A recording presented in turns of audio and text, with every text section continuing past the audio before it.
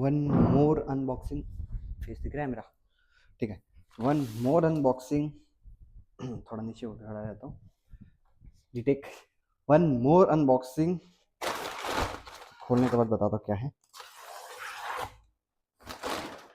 काफ़ी ज़्यादा सहूलियत से खोलेंगे इसको हम। और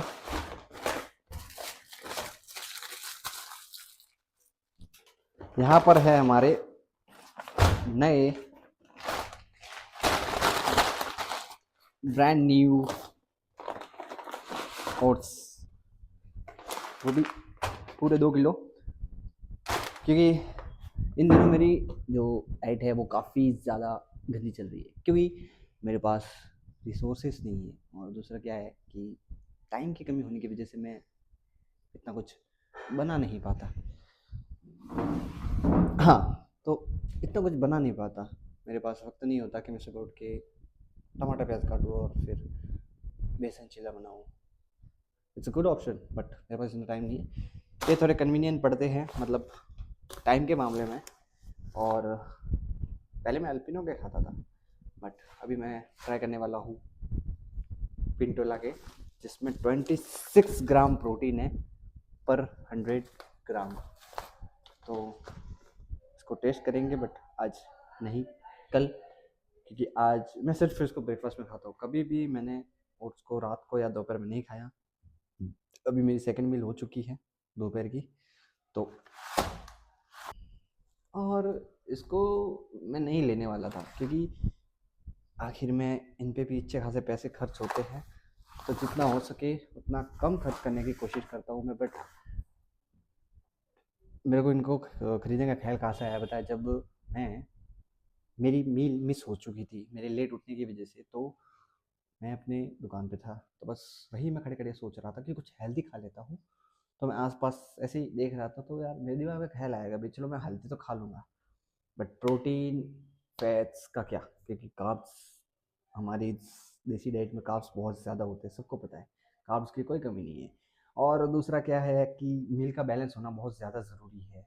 जितना ज़्यादा ज़रूरी फैट्स है, उतना ज़्यादा ज़रूरी प्रोटीन भी है, और उतना ही ज़्यादा ज़रूरी कार्ब्स भी है। बट तीनों चीज़ अगर बैलेंस हो, एक एवरेज अमाउंट में हो, तो वो मील थोड़ी परफेक्ट होती है। और देसी डाइट और बॉडी बिल्डिंग थोड़ा सा अलग है, मतलब देसी डाइट को हम ऑब्वियसली फिट होने के लिए, फिट रहने के लिए यूज़ कर सकते हैं। घर का खाना खाना सबसे बेस्ट चीज़ है। इंडियन खाना बहुत अच्छा होता है, बट अगर देखा जाए बॉडी बिल्डिंग मसल बिल्डिंग के पर्सपेक्टिव से, तो फिर ये थोड़ा सा अलग हो जाता है। क्योंकि देखो, मान लो, रुको मैं बताता हूँ। तो हमारे इंडियन नाश्ते में क्या क्या होता है? पोहा। दूसरा कभी क्या हो जाता है? पराठा। तीसरा कभी क्या हो जाता है? उपमा। अब इस 100 ग्राम उपमे में लगभग 325 से 450 तक कैलोरी होती है, और कार्ब्स 50 से 70 ग्राम, प्रोटीन 8 से 10, और फैट 10 से 12। और 10 से 12 भी इसलिए क्योंकि इसमें जब हम घी यूज़ करें तो सेकेंड पोहे के मैक्रोस देखो, 350 से 370 तक कैलोरी, 76 से 80 तक carbs, 6 to 7 gram of protein, and 1 to 2 gram fats. एकदम अनबैलेंस मील। कार्ब्स ही कार्ब्स है, प्रोटीन नहीं है और फैट्स भी नहीं है, ठीक है। और ये रहा हमारा फेवरेट पराठा, 300 से 400 कैलोरी, 40 से 50 ग्राम कार्ब्स, और 8 से 10 ग्राम प्रोटीन, और 10 से 18 ग्राम तक फैट, वो भी इसको तलने की वजह से आ जाता है। अब इन्हीं सब तीनों की साइड में हम एक ओट मील रखे, और इनको इनको इन अरे मतलब हाँ, जो भी इन सब को, भाई रुक जाओ। और जब ओट मील में हम 40 से 30 ग्राम तक सीड सेट करें, और 250 से 300 ग्राम तक मिल्क ऐड करें तो उसके साथ इसकी कैलोरीज होती है 370 से 730, 70 से 80 ग्राम तक कार्ब्स और 30 से 35 ग्राम तक प्रोटीन, अगर सिर्फ और सिर्फ ओट्स के साथ, और 24 से 33 ग्राम तक फैट, जो कि एक गुड अमाउंट है, और 15 से 20 ग्राम फाइबर। ओट्स का यही एक अच्छी बात है कि उसमें अच्छे अमाउंट में फाइबर होता है, जिस वजह से ये एक अच्छी ब्रेकफास्ट बन पाती है, जो कि आपकी गट हेल्थ के लिए काफ़ी ज़्यादा अच्छा है। इसमें अगर जो बल्किंग कर रहा है तो उनकी क्वांटिटी बढ़ा सकता है, और जो कटिंग कर रहा है उसकी उनकी क्वांटिटी कम कर सकता है। तो ये एक कंप्लीट मील है जिसमें अच्छे अमाउंट में फैट, प्रोटीन, कार्ब्स और फाइबर भी है। और मील को बैलेंस बनाने के लिए मान लो कि आपने अपने घर पे पुलाव बनाया, तो उस पुलाव में आप थोड़े से पीनट डाल दो, थोड़ा सा घी डाल दो, पनीर डाल दो 100 ग्राम, और कभी कभी उसमें सोया चंक्स भी डाल सकते हो। तो पुलाव के चावलों की वजह से कार्ब्स, पीनट और घी की वजह से फैट, एंड पनीर और सोया चंक्स की वजह से प्रोटीन। तो ये एक कंप्लीट मील हो जाती है। और ये मील वैसे मेरी फेवरेट मील में से एक है। पुलाव, पनीर और फैट्स के लिए उसके अंदर थोड़ा सा घी और पीनट, कंप्लीट मील, कोई टेंशन नहीं। और इतनी, अगर जो कटिंग कर रहा है उसके लिए ये मील काफ़ी ज़्यादा अच्छा है, क्योंकि ये इतनी हाई कैलोरी नहीं होती एज़ कम्पेयर टू रोटी, क्योंकि रोटी में काफ़ी ज़्यादा कैलोरीज होती है। आज मैंने कितनी 160 ग्राम तक रोटी खाई है, तो उसमें 400 कैलोरी थी भाई। और मैं कैलोरी इंटेक कंप्लीट करने के लिए रोटियां खाता हूँ, क्योंकि आई एम वर्किंग। मेरा डेली इंटेक लगभग 3000 कैलोरीज का है, जिसमें मैं 150 ग्राम ऑफ प्रोटीन कंज्यूम करता हूँ, 125 ग्राम से 150 तक फैट्स कंज्यूम करने की कोशिश करता हूँ, और कार्ब्स तो जितने होते उतने होने देता हूँ। और हाँ, मैं फैट्स पे भी उतना ही ध्यान देता हूँ जितना प्रोटीन पे देता हूँ। चलो इसको साथ ही साथ ऐसे भी खोल ही देते हैं। एक मिनट, मैं खोल देता हूँ। Let's unboxing.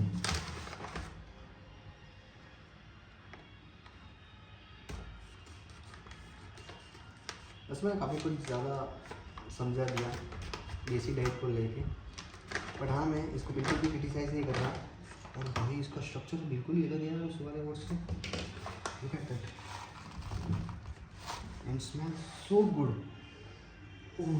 इसकी स्मेल कैसी पता है? बॉर्नविटा होता है ना, बॉर्नविटा, उसके जैसे सेम भाई, सेम।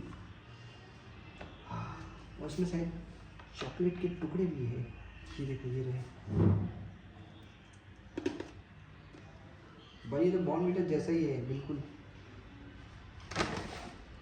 No refined sugar. भाई मैं तो काफ़ी ज़्यादा एक्साइटेड हूँ कल इसको टेस्ट करने के लिए। अगर मैंने बना इसकी क्लिप ली खाते हुए, तो मैं ज़रूर इसका फीडबैक दूंगा। एक छोटा सा टुकड़ा खा के मेरे को तो मज़ा आ गया।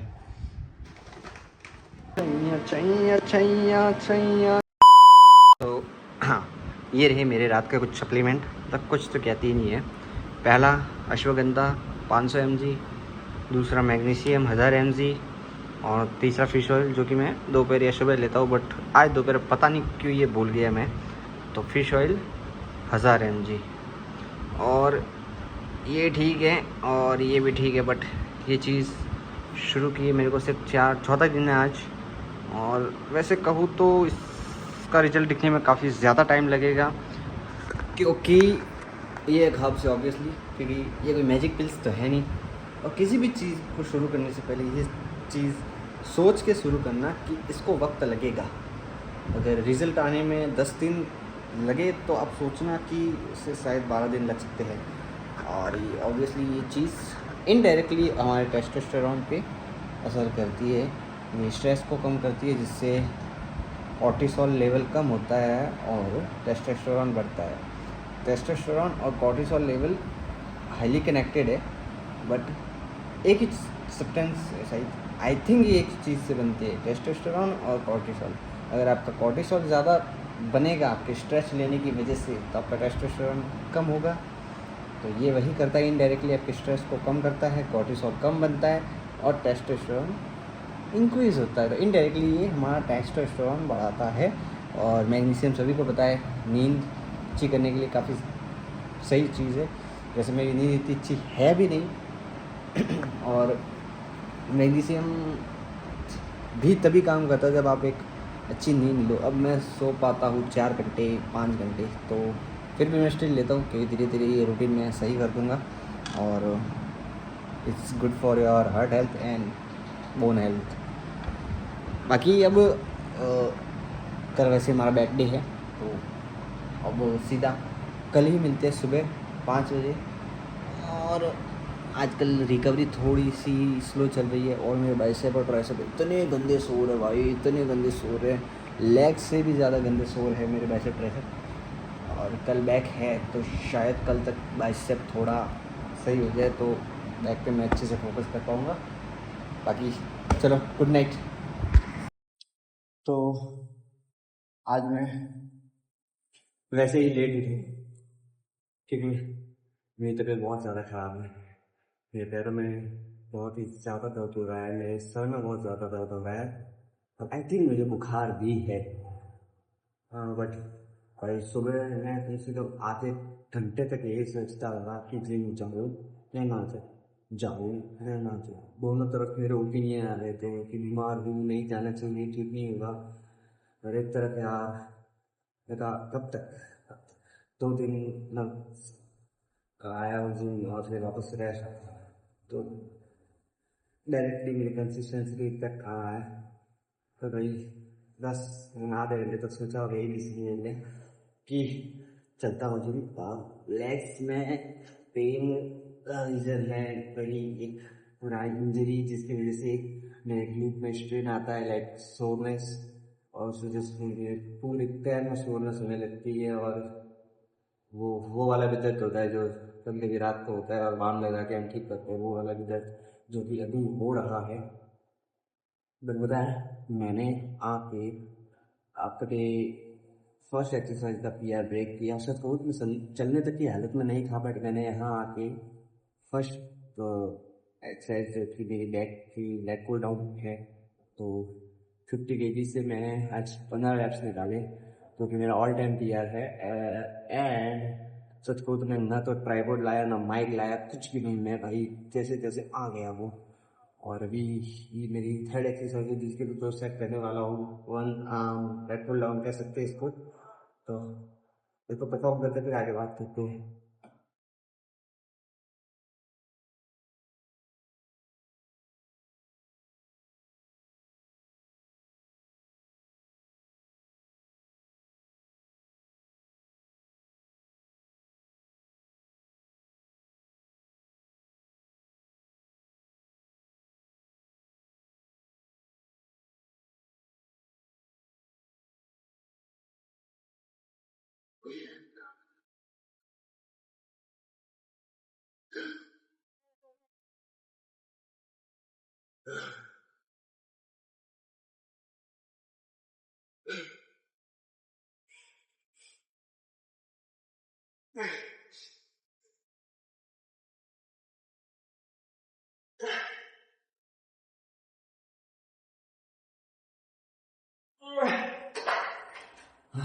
One more all time beer break.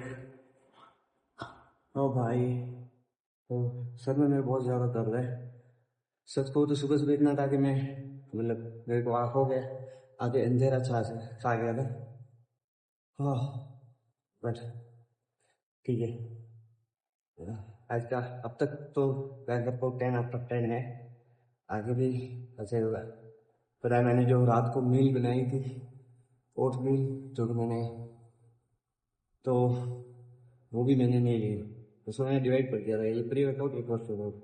अब इतना सारा मेरे को खुद पे जाके पोस्ट वर्कआउट करना पड़ेगा, बट प्रिपेयर है तो कोई टेंशन नहीं है, खाना ही है।